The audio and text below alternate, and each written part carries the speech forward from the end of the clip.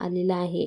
तर असे सरकारने नवीन नवीन अटी आणि नियम आणलेले आहे. त्यामध्ये नक्कीच महिला अपात्र ठरणारच. ते नाही झालं तरी टॅक्स रिटर्न भरताना जे महिला समोर येत आहे त्यांचेसुद्धा पत्ता कट होणार आहे. तर लाभार्थींना मुख्यमंत्री माझी लाडकी बहीण योजनेचा लाभ चालू केल्यानंतर रेशन कार्डमध्ये बदल केल्यास असल्याने जुने रेशन कार्डप्रमाणे कुटुंबित महिलांची संख्या गृहीत करले जाईल.